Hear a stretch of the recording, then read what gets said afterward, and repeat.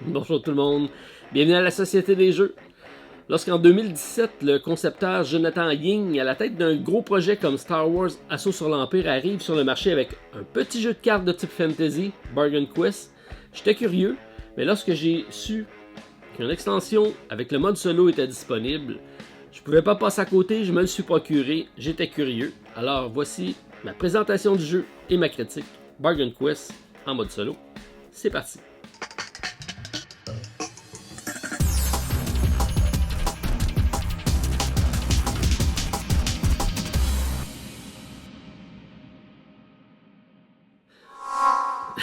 Alors, qu'est-ce que Bargain Quest? Bargain Quest est un jeu de type fantasy, mais un peu différent au niveau de son originalité dans l'approche du thème, puisqu'on va incarner des marchands. Donc, on va être propriétaire d'une boutique et on va essayer de vendre des objets à des héros qui arriveront dans notre village. On va essayer de les attirer dans notre boutique et de leur vendre de l'équipement pour se défendre contre des envahisseurs. Dans le cas présent ici, on a le capitaine des bandits qui fera la première ronde de notre combat. Alors c'est un peu le principe du jeu, donc on va pas incarner les héros, mais plutôt le marchand qui va essayer d'équiper nos héros. On va faire de l'argent comme ça en vendant de l'équipement et des points de prestige en rendant nos aventuriers célèbres grâce à nos fameux équipements qu'on leur a vendus. Alors j'aimais beaucoup la prémisse du jeu, je trouvais ça original, alors je tenais à l'essayer, et en plus lorsque le mode solo est arrivé, j'ai dit bon, c'est l'occasion ou jamais de l'essayer. Alors c'est un jeu de 2 à 6 joueurs à la base, maintenant en mode solo avec l'extension, mais sachez qu'il faut acheter le add-on.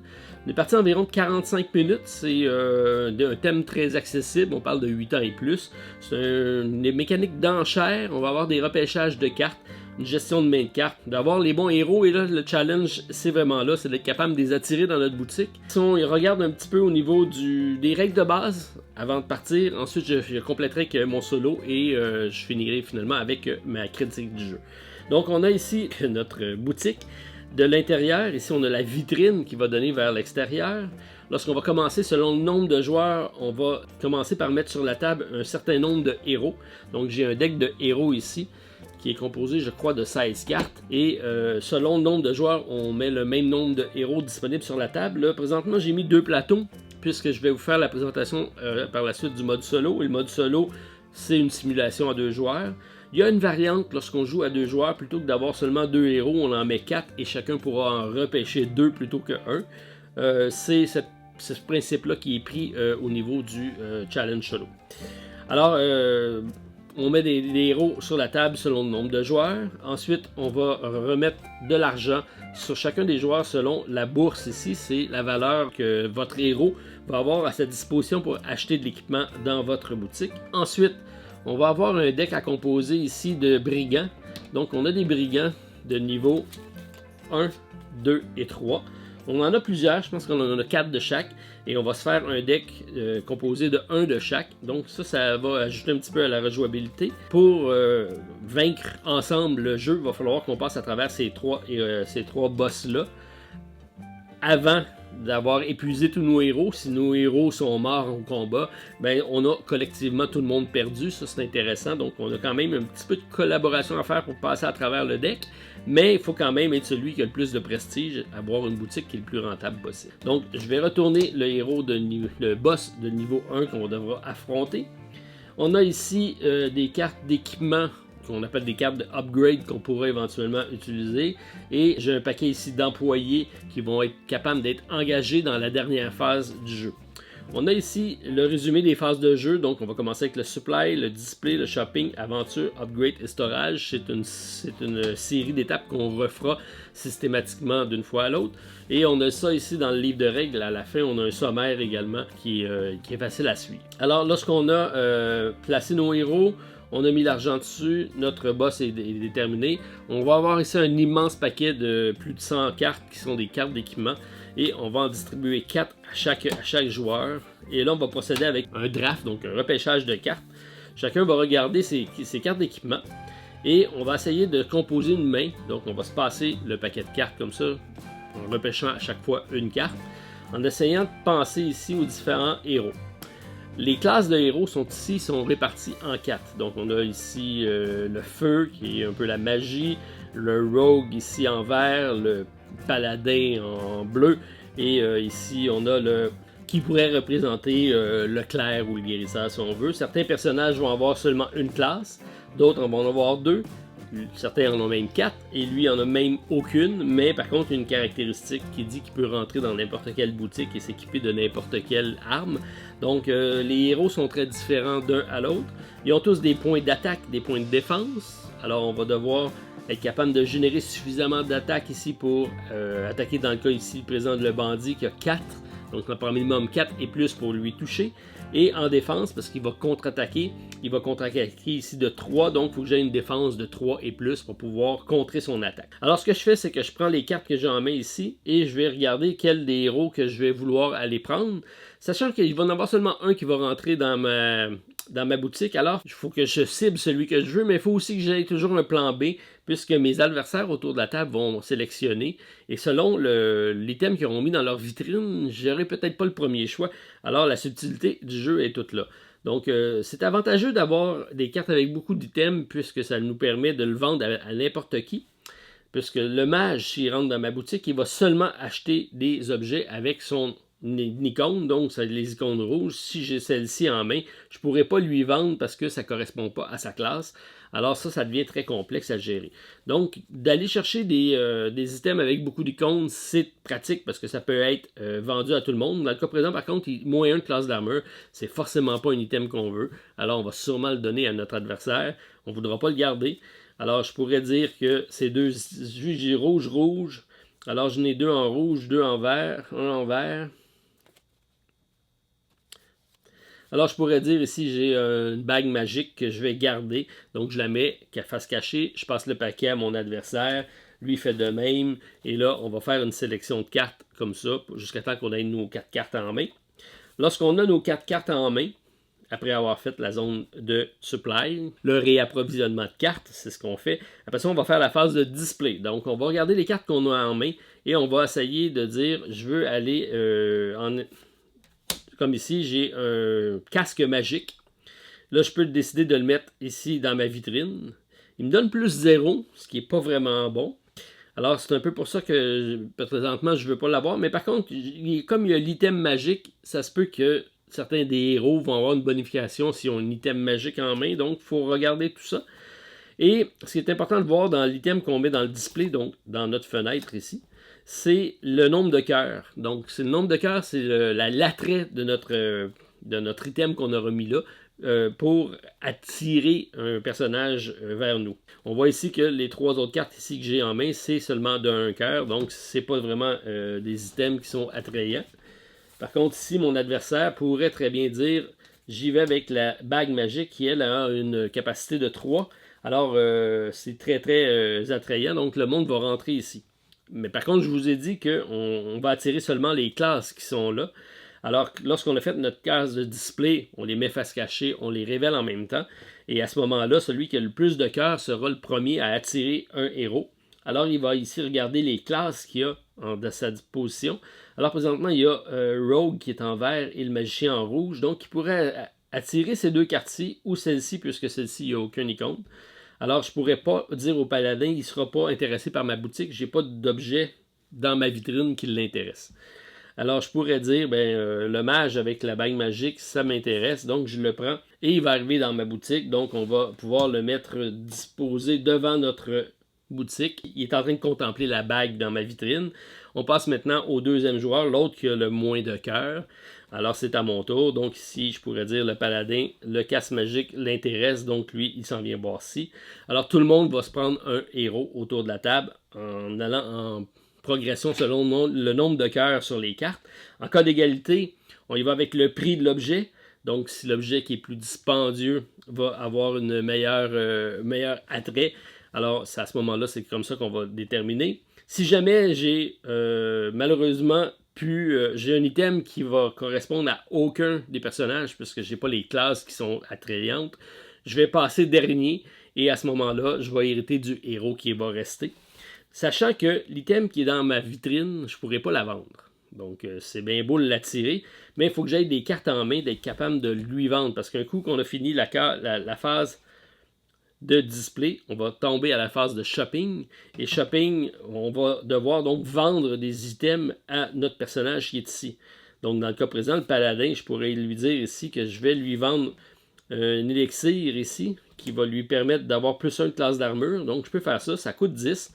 À ce moment-là, je vais prendre 10 du personnage et il va me le payer à ma boutique à moi. C'est moi qui vends les équipements. Alors je vais tout simplement me prendre 10. Je vais remettre 10 ici sur le personnage. Donc il a acheté l'élixir ici. Ça s'en vient ici. À ce moment-là, ici, ça lui donne 3 plus 1 de défense. Donc, il est rendu à 4 de classe d'armure, qui va être suffisant pour se défendre par rapport au monstre qui est ici. Ensuite, il faut toujours regarder, par contre, le texte qui est en lien avec notre personnage, parce qu'il y a des personnages qui vont avoir des textes. Donc, ici, c'est après la phase de shopping, c'est ce qu'on est en train de faire. Si le héros a 6 et plus en défense, je vais gagner un point de fame, donc de star. C'est ces icônes-ci et c'est des points de victoire à la fin de la partie. Donc le but, c'est de monter ici ma défense. C'est un paladin jusqu'à 6. Si je réussis à le faire, je vais prendre une victoire de plus. Il me reste 2 cartes en main, donc je ne peux pas lui vendre, puisque je pourrais vendre celle-ci, puisque j'ai l'item. Donc je pourrais y en vendre une deuxième qui coûte 5. Alors je mets ça ici. Là, j'augmente l'attaque ici à 2 plus 2, je suis rendu à 4. Alors, je prends 5, je mets ça dans ma boutique à moi, donc je fais de l'argent pour éventuellement, à la fin, aller acheter des améliorations de ma boutique ou engager des employés qui vont me permettre d'être plus performant. J'ai oublié de vous dire, au début de la partie, tous les commerces commencent avec une pièce de 5 pour débuter la partie. On peut ensuite ajouter l'argent qu'on va faire en vendant les cartes à nos fameux aventuriers. Il me reste une carte ici, je ne peux pas lui vendre parce que je n'ai pas la bonne icône, donc je vais la garder dans ma main pour éventuellement la mettre en storage parce qu'on a une étape storage à la fin de notre phase. Donc mon adversaire fait la même chose, il va regarder ses cartes, il va vendre les items qui correspondent selon l'argent qui est disponible sur mon personnage. Je ne peux pas en vendre plus que le moyen de mon personnage. Toujours en regardant effectivement la caractéristique de mon personnage. Ici, ça dit lorsqu'il rentre dans ma boutique, donc c'est tout de suite après l'avoir sélectionné, je peux aller piocher une carte supplémentaire ici, ce qui est quand même bien. Ensuite, je regarde ma main et je vais en redéfausser une. Donc, ça me donne la possibilité de regarder par rapport à son icône si je suis capable d'aller augmenter ma capacité de lui vendre des équipements. Donc, ensuite, je le mets dans ma défausse. Lorsqu'on a fini l'étape de shopping, c'est ce qu'on vient de faire. Donc, je vais mettre ça de côté ici pour vous montrer la variante en solo par après. Alors, lorsqu'on a terminé la phase d'équipement de nos personnages, on passe à la phase aventure, qui est ici après shopping, donc on passe à l'aventure. À ce moment-là, on va devoir confronter le boss qui est ici. Le boss ici, je l'attaque, donc on regarde ici, j'ai 2 plus 2, mais avant de faire ça, on a des cartes ici d'aventure qu'on va tourner. Donc chacun des personnages va en prendre une qui va bonifier ou donner des malus à notre combat.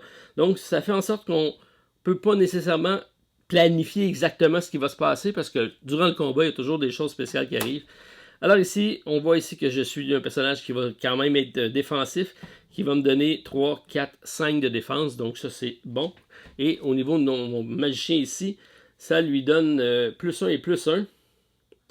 Et je vais mettre un point de fame sur ce personnage-ci.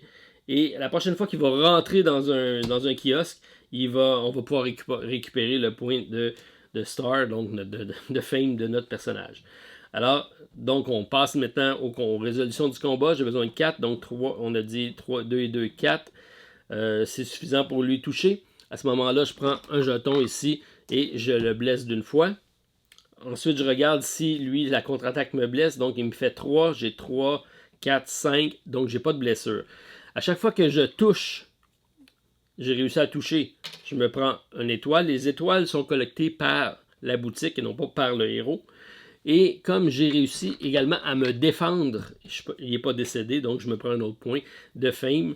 Alors, j'ai réussi à passer à travers ce combat-ci. On regarde ici maintenant. Donc, j'ai 3 et 2, 5 plus 1, 6 pour une 4. Donc, sans problème, je touche. Je rajoute une blessure. Je me prends un point. Maintenant, je ne le mets pas sur la carte. Lui, c'est spécifique à ce personnage-ci. Mais là, je le prends dans la boutique. Et maintenant, 2, 3, 4. et c'est suffisant pour me défendre. Ça me prend le même nombre ou supérieur à. Alors à ce moment-là, je me prends un autre point ici que je mets dans ma shop. Lorsqu'on a terminé le combat, on regarde le vilain s'il y a un nombre égal de blessures du nombre de personnages qui jouent. Dans le cas présent, si on joue à 2 avec 2 personnages, j'ai besoin de 2 blessures. On a réussi à s'en débarrasser. On va l'enlever et tout le monde qui a réussi le combat va remporter ici 20 pièces d'or. A l'inverse, si on ne réussit pas à le faire, on prend le chiffre qui est ici, qui est 10 pièces d'or. Alors, si je réussis à l'enlever, je vais tout simplement le défausser.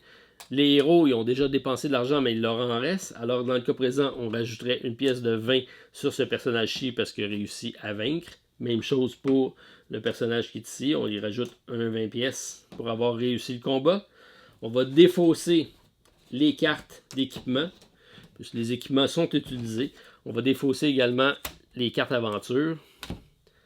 Et les héros vont rester en jeu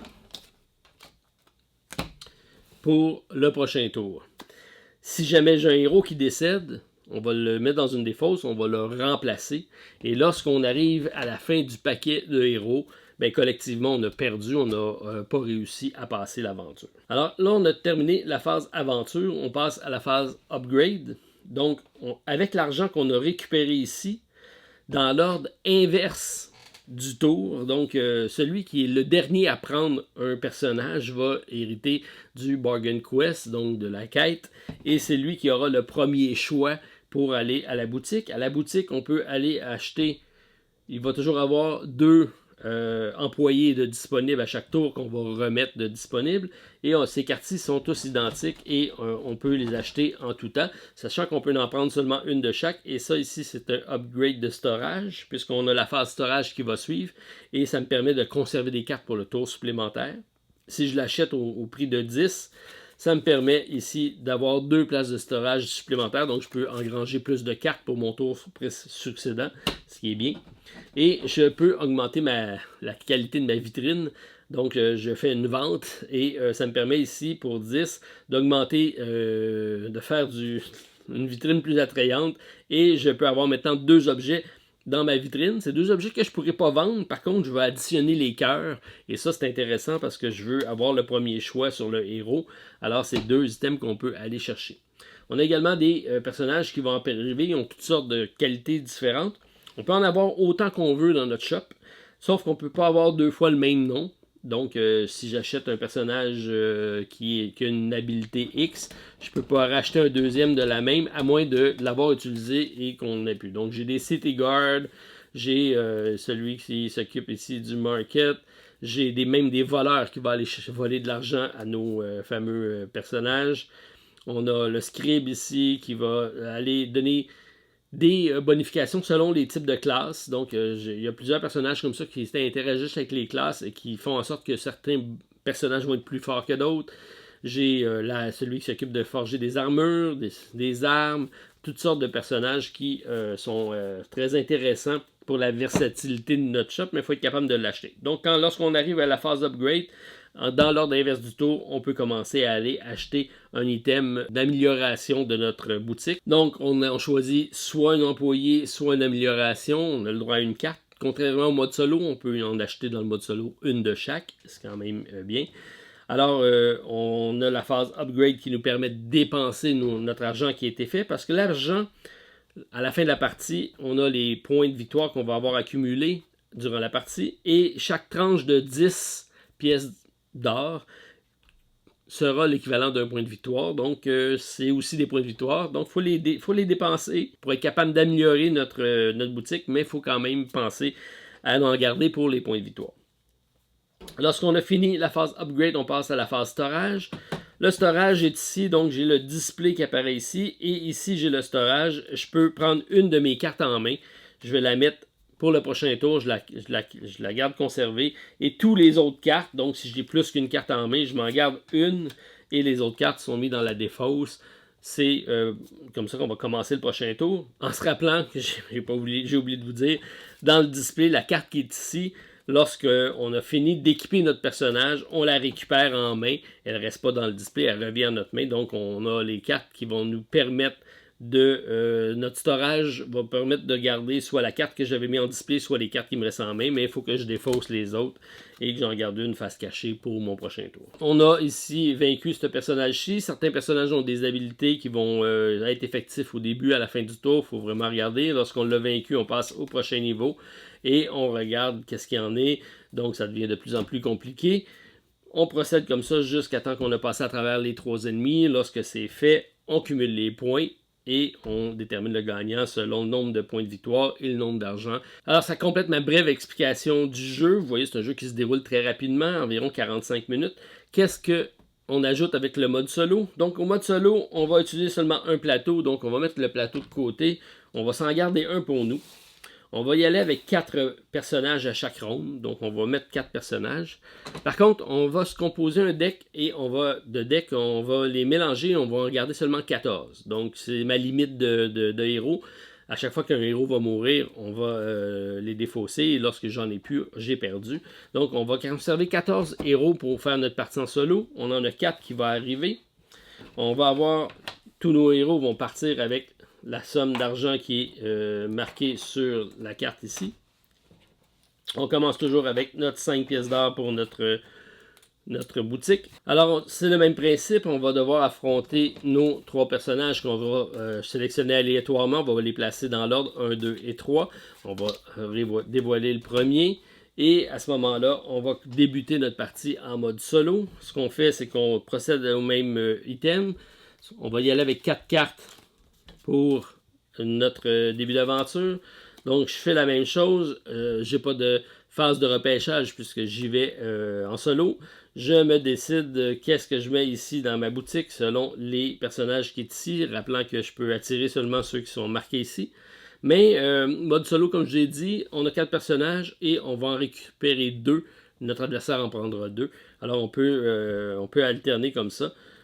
Alors, je pourrais dire, je vais mettre mon casque ici de disponible. Donc, j'ai complété ma phase display que je viens de faire. À ce moment-là, je vais prendre le deck de cartes qui sont ici, le paquet de cartes solo. Je vais en dévoiler une qui va être mon adversaire parce que je suis au niveau 1. Si je passe au niveau 2, je vais en tourner 2 durant mon tour. Je vais les mettre superposées une sur l'autre et ça va composer mon adversaire, si on veut, qui va devenir de plus en plus puissant. Donc, si je vais, pour l'exemple, au niveau 2, donc je me suis mis 2 cartes, je vais avoir ici 2 classes. J'ai le total ici d'argent que j'ai mis dans ma vitrine, donc ça coûte 40. Présentement, moi, je suis à 20. Ici, j'ai 3 et 3, j'ai 6 cœurs, donc c'est vraiment mon adversaire qui va choisir en premier le héros. Il va partir ici avec l'icône du haut, et il va regarder s'il y a des héros avec cette classe-ci, donc j'en ai 2 ici présentement. Et il va y aller avec celui qui a plus d'argent, donc ici c'est le 20. Il va récupérer le mage. Alors le mage va s'en venir ici. On va tout simplement défausser l'argent. On va mettre le mage face cachée. Donc il a sélectionné un personnage. C'est maintenant mon tour, donc je peux aller chercher le paladin que je vais emmener dans ma boutique. On s'en va maintenant à lui. Alors il regarde ici, il peut y aller avec celui-ci parce que c'est le seul qui a une icône correspondante. Donc on fait ça ici.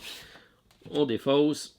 Et moi, je peux aller chercher celui-ci parce que je suis en mesure de le prendre. Si jamais je n'ai pas les classes par défaut, on prend quand même le personnage. Il va rentrer en dernier dans la boutique de celui qui aura le dernier choix. Mais ça ne veut pas dire que parce que j'ai mis cette icône-ci, que j'ai pas de carte dans les mains qui va être capable d'équiper mon héros. Donc, il y a une stratégie à faire à ce niveau-ci. Donc, c'est la même chose. On va équiper nos héros. À ce moment-là, je peux équiper les 2 héros de mon choix. Donc, je peux fabriquer mon deck de cartes et équiper chacun des héros. À chaque fois, je vais récupérer l'argent. C'est le même principe. Mais les 2 héros vont aller combattre.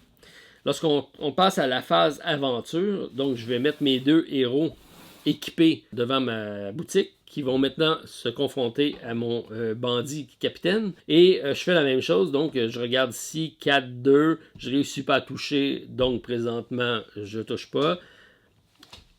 Je fais pas non plus de points de prestige parce que j'ai pas réussi à toucher. Et je regarde 3 et 3, je réussis à me défendre. Mais c'est le même principe, faut pas oublier. On se prend quand même une carte ici. Donc je suis lucky. Alors lui va permettre d'aller prendre un 5. Il va trouver de l'argent quand même autour du bandit. Donc c'est bien. Alors 3 et 1, 4, ça se défend, donc j'ai pas de problème. Même chose ici, donc lui est à 0-0, on voit que... Mais il y a beaucoup d'argent, donc normalement j'aurais mis beaucoup de cartes sur ce personnage-ci. Je ne l'ai pas mis pour la démonstration. Mais là, c'est la même chose, c'est que je tourne une carte, voir... Ici, donc, j'ai une classe d'armure de +1. Donc, j'essaie de toucher, je touche pas, il se passe rien. Par contre, lui, il me blesse. Ce qui arrive à ce moment-là, c'est que mon personnage va décéder.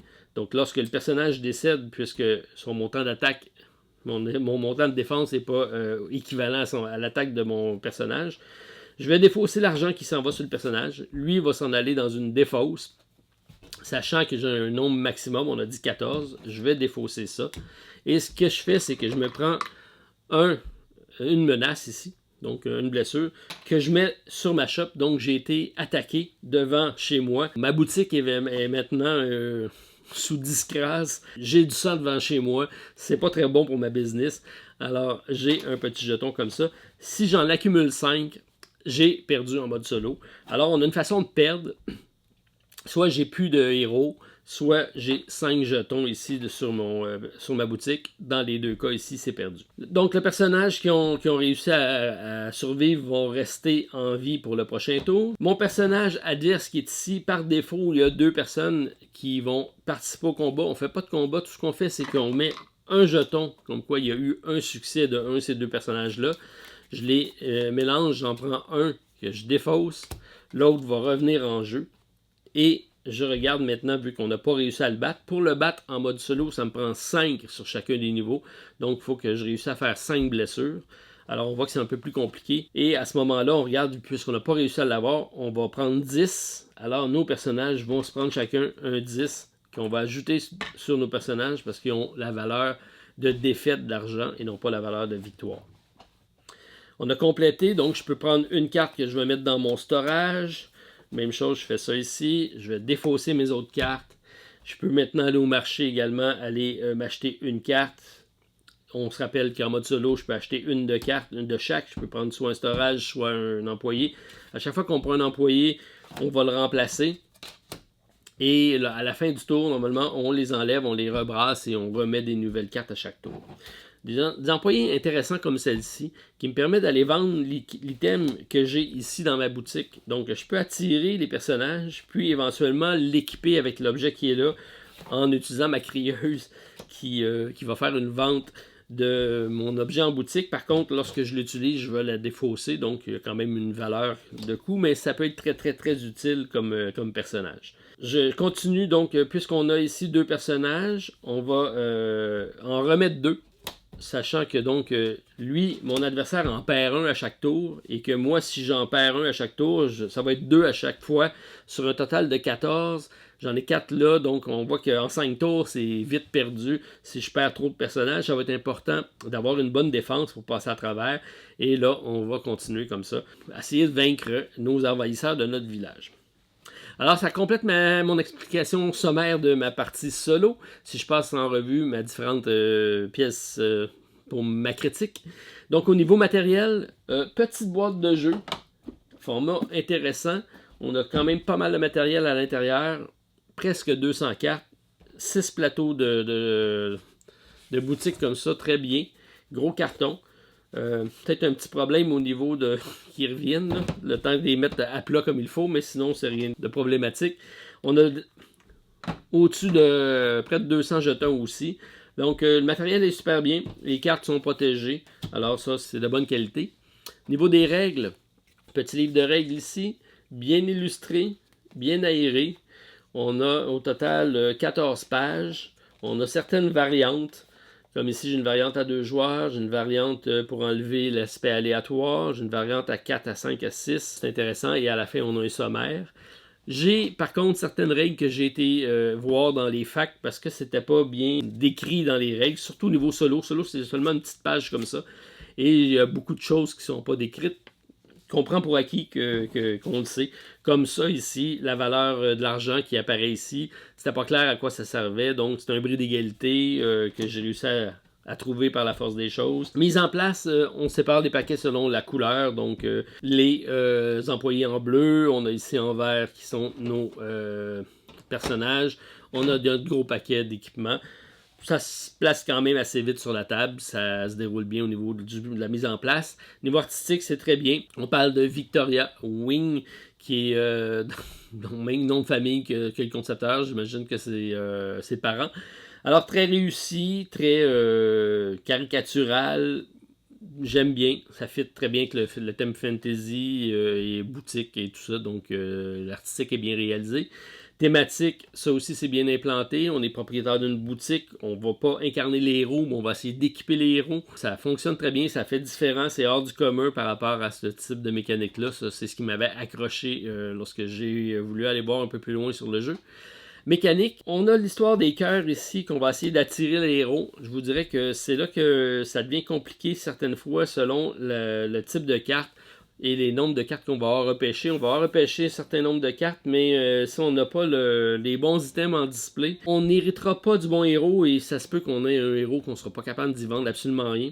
Alors je pense qu'il manque une mécanique de rattrapage, c'est peut-être ce qui manque au niveau multijoueur. Il est plus intéressant à plusieurs joueurs, mais c'est plus complexe.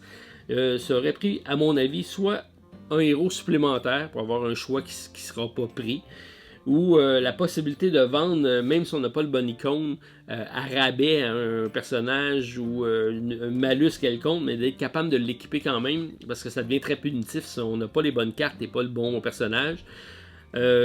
En solo ou à la variante à 2 joueurs, où ce qu'on en sélectionne 2, ça nous donne un peu plus de versatilité. Alors ça pallie un petit peu à ça. Par contre, en solo, je vous dirais que les cœurs s'accumulent très vite sur les cartes. Si j'en mets 3 comme ça, on peut voir que ça va s'accumuler drôlement vite. C'est sûr que moi, je peux augmenter mon display pour en ajouter une deuxième carte, mais rarement je vais me rendre à ce nombre de cœurs-là. Alors, c'est difficile, mais je vous dirais qu'en bien planifiant nos choses, on peut lui laisser le premier choix sans trop de crainte de ne pas avoir à 4 cartes. On a quand même assez de cartes en solo, c'est quand même bien. Originalité, c'est la nouvelle approche de la fantasy, donc on va pas confronter, mais on va vendre et équiper des personnages. On veut pas qu'ils meurent non plus parce que en solo c'est problématique, mais même à multijoueur, on a un nombre de cartes limité et si nos boss on passe pas à travers, ben, tout le monde perd. Alors ça c'est intéressant. Déroulement, c'est 45 minutes, ça se passe très vite. Il y a beaucoup d'interactions entre les joueurs parce qu'on va se confronter pour aller prendre les bons héros, faire un repêchage de cartes avec les bons icônes. On est dans l'action tout le temps, donc ça c'est très positif. Rejouabilité, on a seulement, je vous dirais, 16 héros, puis on a quand même 4 boss de chacun des niveaux, mais on aurait pu avoir plus de héros, plus de boss, je pense que ça aurait été plus bénéfique. Les extensions sont déjà sorties, je sais qu'il y a Black Market qui est là, il y avait de la place pour en mettre, malgré le fait qu'on a énormément. Les cartes des thèmes, on en a énormément. C'est pas ça qui manque. C'est peut-être au niveau plus des héros qui font peut-être la différence. Iconographie, c'est bien pour les classes, c'est bien pour les armures et les armes, mais le reste, il y a quand même beaucoup de texte, donc sachez que c'est disponible seulement en anglais. C'est chez Renegade. Probablement que Renegade France va regarder pour en faire une traduction, je l'espère. C'est un jeu qui est quand même attrayant et accessible. Donc, ce serait le fun d'avoir une version française. Reste à voir si ça va sortir. Pointage, on fait des points, comme je l'ai dit, en allant chercher les fameux jetons ici et avec un nombre d'argent. Donc, il n'y a pas beaucoup de façons de faire des points. On n'a pas d'objectif, quoi que ce soit. En solo, on doit passer à travers le deck qui est ici. On doit donc réussir à battre avec le nombre de héros qui est ici. Et à la fin, on a un scoring selon le nombre de points qu'on va avoir fait. Donc, il faut faire au minimum 30 points pour réussir. Après 40, après 50. Donc, c'est des paliers. Ça, c'est un peu moins bien. Les joueurs solo aiment ça qu'il y a d'autres choses. Mais on a quand même le challenge de perdre si on ne réussit pas à faire les 3 boss.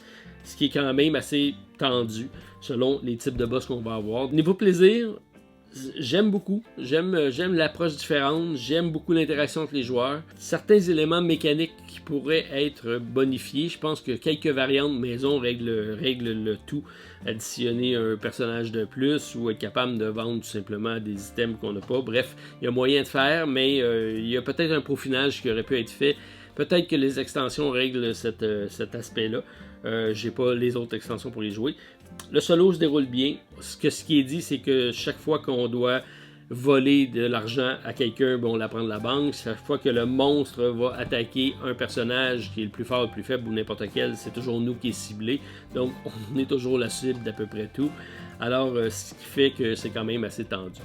Alors, point positif, la thématique originale, forte, l'interaction entre les joueurs, le déroulement rapide, c'est quoi qui est très très positif. Point faible, bon, c'est seulement en anglais, il y a quand même pas mal de textes, donc soyez avisés, espérons que la version française sortira. Niveau solo, ben, c'est seulement un petit deck de 20 cartes, ça fonctionne bien. Par contre, les cœurs, je vous dirais que c'est trop fort par rapport à ce qu'on est capable de faire. Il y a certains balancements qui restent à ajuster dans le jeu. Ça va peut-être prendre un petit challenge solo pour bonifier tout ça. Ben, je tenais quand même à vous le présenter parce que maintenant ça joue en solo avec le deck et c'est quand même bien agréable. Alors, vous voulez une partie, vous me laissez savoir en sondage. Vous avez apprécié, pouce en l'air, commentaire à la vidéo. Puis on se revoit très prochainement pour une autre vidéo à la Société des Jeux. Bye tout le monde, portez-vous bien.